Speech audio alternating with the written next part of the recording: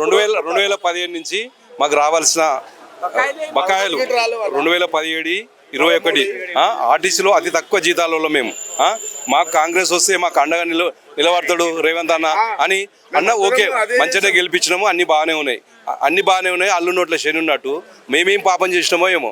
మళ్ళీ మొన్న ఎవరికి NGOsకు 100 రోజులలో 6,000 కోట్లు ఇస్తాను డిక్లేర్ చేసేసినాం, ఇచ్చేసినాం.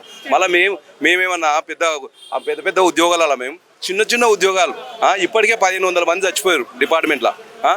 మా మీద దయదలుచు, మా మీద ఏమన్నా కక్షణ? ఏ మంత్రి వచ్చినా ఏ గవర్నమెంట్ వచ్చినా ఆర్టీసీలోనే అణగదొక్కుతారు. అది ఎందుకు? మేమేం పాపం చేసినాం? నువ్వు ఒక పథకం పెట్టినావు, మహాలక్ష్మి పథకం వల్ల మస్తు లాభాలు వస్తున్నాయని చెప్తున్నారు. మళ్ళీ అన్ని లాభాలు వస్తున్నాయి కానీ మాకెందుకు ఇస్తలేరు? మేమేం పాపం చేసినాము? 100 రోజులలో NGOs ఇస్తాను 6,000 కోట్లు 100 రోజులలో ఇచ్చేసినావు ఆల్రెడీ.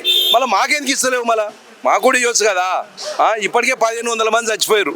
మళ్ళీ ఇంకా కూడా ఆయాపాయాల మీద రోజు ఒక మనిషి వికెట్ కోల్పోతురు. అది ధర్మం కాదు. ఒక పెద్ద చూపు చూసి మా పైసలు మాకు ఇస్తే నీ కాలు మొక్కుతాం.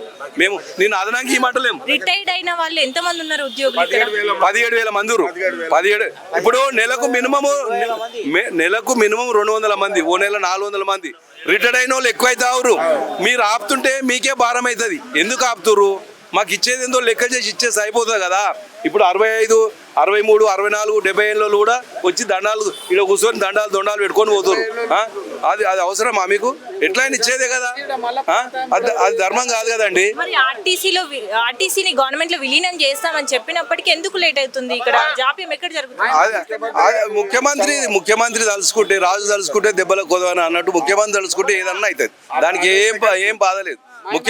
ముఖ్యమంత్రి గారితోనే ఉంటుంది కథ అంతా. MD ఏముంటుంది? మా వాళ్ళని రమ్మంటారు, కూర్చొని పెడతాడు, పోగానే మంచిగా 2 బిస్కెట్లు చాయ్ ఇస్తాడు, మంచిగా నవ్వుకుంటా వీళ్ళు వస్తారు, నవ్వుకుంటా ఆయన ఉంటాడు. ఇట్లా ఇది మూడోసారి. మళ్ళీ ఇవాళ కూడా ముట్టాడని ఇంచుమించు 15 రోజుల నుంచి, నెల రోజుల నుంచి చెప్తా ఉన్నాం. మేము ముట్టడి అంటున్నాం కానీ మేము ముట్టడి ఏం చేస్తలేము. అంత 60 ఏళ్ళలో మేము ముట్టడి చేస్తాం. మేము వచ్చి ఇక్కడ కూర్చొని 4 ముచ్చట్లు మాట్లాడుకొని పోతున్నాం కానీ మా బాధ, మా కష్టాలు ఇంటోళ్ళు లేరు. సీఎం గారు దయచేసి మా పైసలు ఇస్తే చాలా సంతోషం.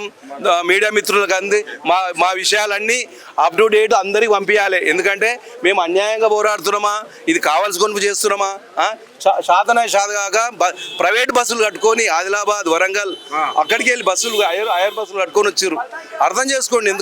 ఎందుకైనా మంచిది. ఎందుకు బాధ పెడుతున్నారు?